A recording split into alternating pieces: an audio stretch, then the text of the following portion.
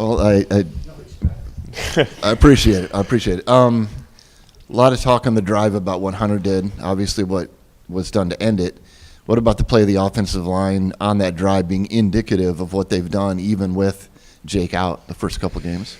Yeah, I think there is a lot of growth that we have seen in terms of where we would like to be with consistency, the ability to play well through the first 8 quarters of the football season on the offensive line. And, again, I think those are all positives because you do lose a guy like Jake, and Jake was playing really well in fall camp. And I think there's a lot of credit there to Grant Triber, and then I would equally say the credit to Trevor Downing. What we've asked Trevor to do to move inside to play center. I know he did it in the bowl game a year ago, but I really think that's anchored us in a lot of ways. That guy is the quarterback of the offensive line. From a strategic standpoint, he's doing a lot of things for us, as well as from snap the ball and have to handle. Even on Saturday, you had to handle the crowd noise. You had to handle all those things. I thought he did a phenomenal job. So I think he's been a great leader. Coach Myers and that group, they've done a phenomenal job. And, we're going to continue to see their growth is going to be critical for us to be the team we would like to be as the season continues on. And, I think so far so good, and certainly really proud of what that group has done. So Colby had a really big game on Saturday in terms of, 2 quarterback hurries, 1 interception. What have you seen from him since he's transferred that's made him so successful already? Well, he has an elite process to himself. I think then in that there's a reason, you got a brother that's playing in the National Football League. His dad played in the National Football League. I think there were great traits early in his life. He's a veteran football player, so he's already played a lot of football and meaningful snaps. Comes to us as a great player from Delaware. So I think his own process, and I talk a lot about Xavier, how he practices, how he goes about his day-to-day operation.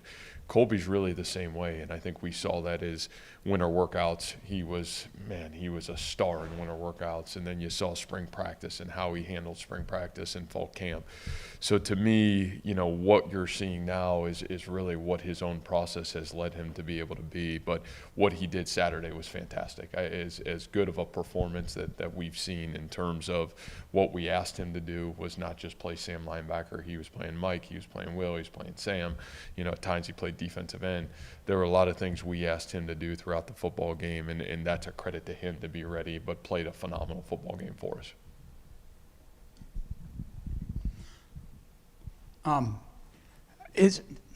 Sometimes I think that I don't want to say neglect the offensive line. When stuff's not going good, we're very quick to blame the offensive line. When the offense isn't moving well, if we're not going to blame the offensive line, we're going to blame Tom Manning. Why is that? Why do you think that is? Yeah, I just think, being in the roles of all those people, being the O-line coach, being the offensive coordinator, obviously being the head coach, I think people they're attracted, number one, to offense. I think that's just the nature of the beast. Obviously, offense scores points or doesn't score points one way or another. And so I think the emphasis at times from a fan base or from somebody trying to critique the game that maybe doesn't have all the knowledge to critique it, instantly you're going towards what's happening with the football. And, I think from that standpoint, there is reality. The better your offensive line plays, usually the better you play, and all those things. But, I just think that's the nature of the beast, and I think that's why it's really hard to play offensive line. You don't get a lot of notoriety. I've always said this in the recruiting process. Offensive lineman is, it's a one position it's really hard to play because it's like long snapper, it's like playing kicker, it's like playing punter. You don't notice them until something good or bad happens, and usually when something good happens, it just kind of flies by the wayside, and you expect those good things to happen. So I think, again, that's why there's got to be a real strong mental toughness to play those positions and to be the offensive coordinator or the head coach and all those other things. Who was better during that 99-yard drive, the offensive line or Tom? Yeah, or you, because I know you've got a little bit of input on plays. No, I think a collective effort. I think the one thing you would just say in general offensively, I thought really a masterful Saturday by that group. I thought the game plan was outstanding. If we don't have some of the inefficiencies of turning the ball over down in the red zone, you're really driving the ball with great efficiency the entire game. And, you know, I thought the collection too in the moment in that 99-yard drive, you know, obviously starts with a great plan, and I thought the plan was outstanding. Number two, it starts with great execution, and so a lot of credit goes to our kids. The offensive line, Hunter, you know, X makes some big plays, Jairo makes big plays, and, you know, I think our staff has traditionally done a phenomenal job of putting our kids in great position to be successful. So what was the play calling during that drive? Is Tom calling those plays and they're going through you and you can change? And if so, at what point did you say, I'm just getting out of this and letting them go?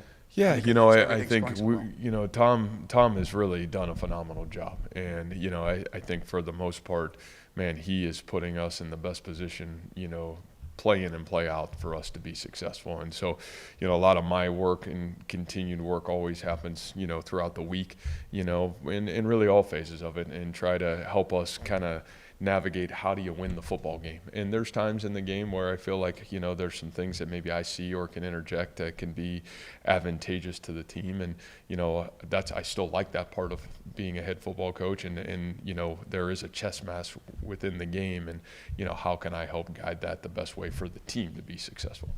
How would you describe Jared Russ's progression through your program? Yeah, you know, I probably use the word transformational. You know, I think he has totally transformed his body, his mindset, who he was to who he's become. You know, probably one of the great leaders right now in our program. And, you know, you're talking about a guy that came in, he walked on to play linebacker. Then all of a sudden, you know, I think we saw this big physical body that, you know, we had just lost Sam Buckner, and we were kind of looking for, man, is there a guy that fits that mold? And Jared was the guy we kind of went to. And, you know, it's like opportunity. And, you know, man, that guy took advantage of his opportunity when it came his way, and just has been incredible. You know, Jared had surgery this offseason, you know, got hurt in spring practice. I'll be really honest with you. I don't know if we knew he would be available for the start of the season.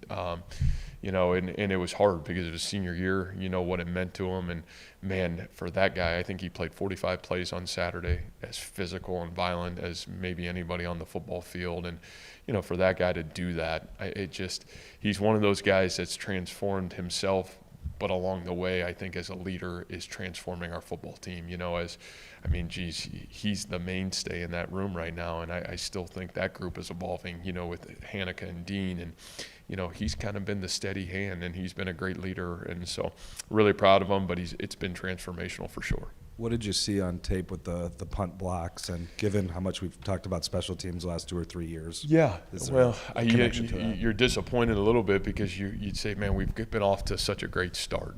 And, you know, I don't feel deflated at all by it. You know, it was a matchup challenge that, you know, I think we knew going into the game, tried to do some things. You know, we're probably limited a little bit with crowd noise of how much we could do. And you got this freshman punter back there. Boy, you want to kind of try to limit the moving and shaking, and you wanted to give him a steady hand. And, you know, he's phenomenal. I mean, what he's done has been, you know, incredible. So I think I leave being we got a great long snapper. We certainly got a great punter. You know, I do really like what we're doing schematically. We just got to be fundamentally a little bit better. Obviously, we've changed from, you know, where we were the last couple of years for purposeful reasons that I think already we benefited positively.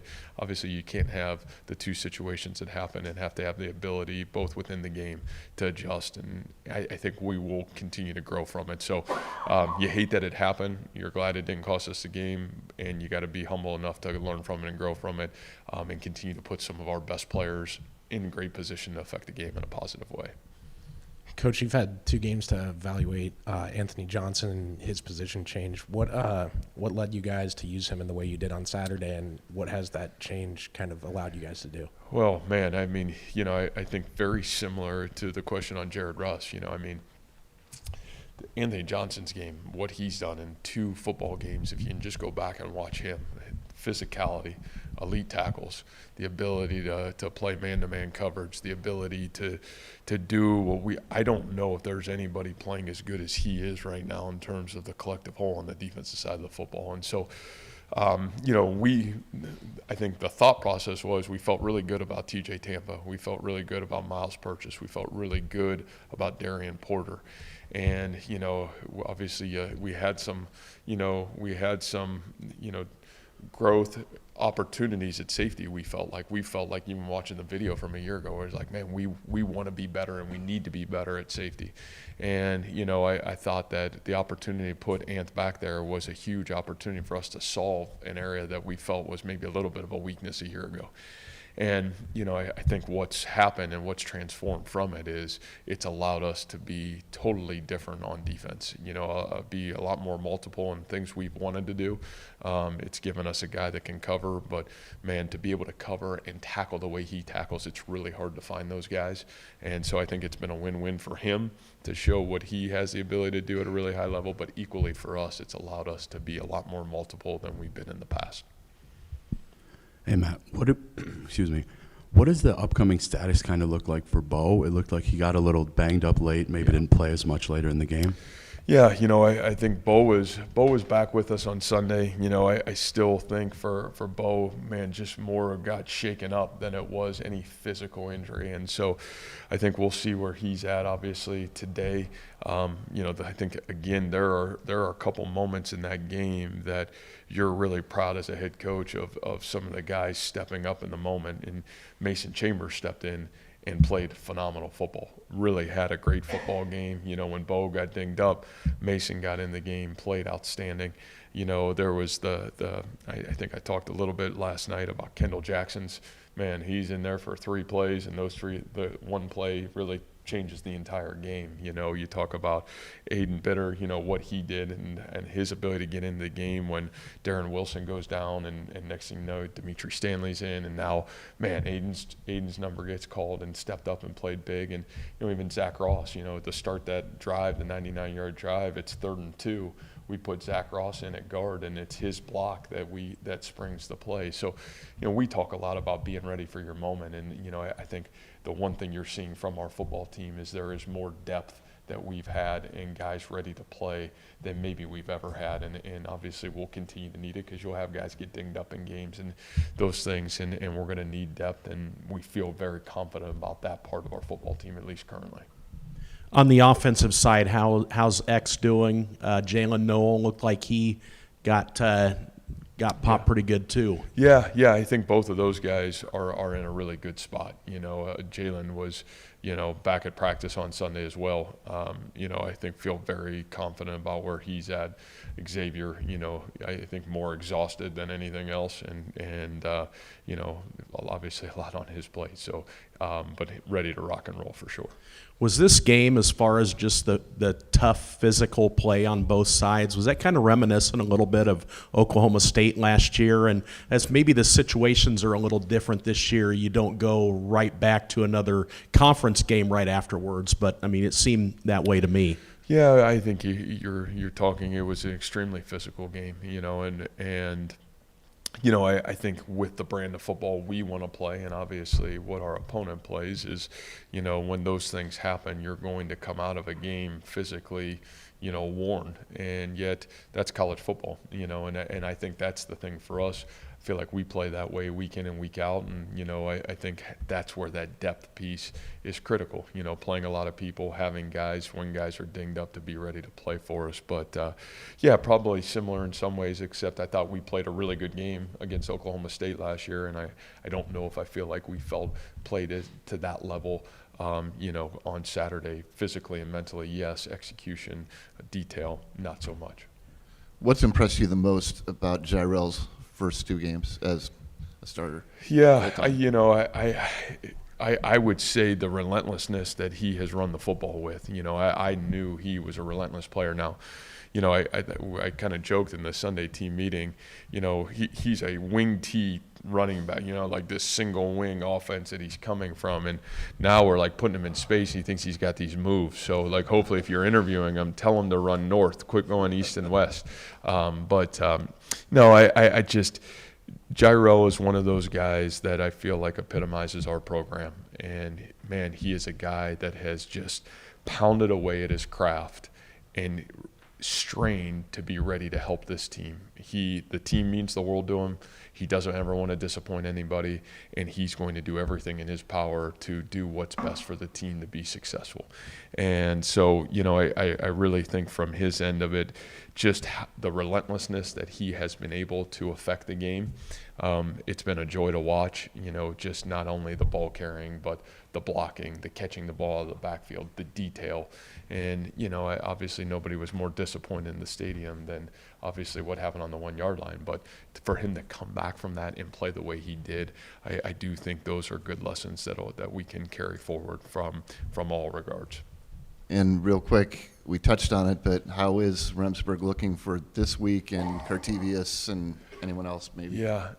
I think, again, I probably could answer that question better after today's practice, other than I would tell you both of those guys were out of practice. Both of those guys are trending right there to being ready to go. And boy, I don't think there would be any greater joy to have those guys ready to play on the field. So I think they're really close. I think Jake was really close by Thursday, Friday last week. We just didn't feel comfortable with where he was on Saturday. Cartevius, I think, was a lot closer yesterday than where he was on Thursday. And I think probably know a lot more today when we get on the football field. This one's going to be a little bit of a journey, so bear with me. Okay. Nebraska fired Scott Frost over the weekend, as I'm sure you saw. It seems to be part of at least a growing or maybe persistent trend in college sports of firing a coach. At least in part, it seems to get ahead of the hiring cycle. Right. The Big 12 saw it last year at Tech, TCU. I'm curious what your thoughts are, the impacts of that for both the industry of college football and your profession of college coaching. Well, we've already talked about my thoughts on the thoughts of college coaching. It's crazy, it is, and it is what it is, right? I think I could probably get into this deep at some point, and now maybe not the time, but I just think what's unfortunate is, again, what is it about? It's still about 18 to 22-year-old young people, and it's about serving, caring, loving, guiding these young people through this journey. Now, it so happens that, man, it's watched, and a lot of people want to see your team win, and all those things happen, and people are getting paid a lot of money. I get all those things. But I think one thing that we have lost our way is the impact that it still has on 18 to 22-year-olds. And, whether that's the coaches have lost their way on the impact that they have on 18 to 22-year-olds. Our industry has. I think getting those things back in the box and still providing platforms, environments, and cultures that allow young people to grow, that's really got to be our job and responsibility, whether it's an athletic department problem, whether it's a head coach problem. I still think right now what's going on creates a great challenge. When you talk about that, I'm curious, when you talk with your peers, when you talk about schools doing that, does it potentially have a backfiring effect that when you guys see that they're firing a coach in week 3, that to get out in front of a coaching cycle, that might turn people off that they're potentially pursuing?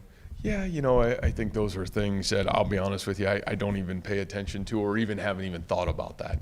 I think it's more from our standpoint of, so focused on what I just talked about, creating a culture where your kids, the environment, the coaches are aligned to serving the mission of the players. And so, I think that's always been the focus of any conversation I ever have about, coaching in general. So great question.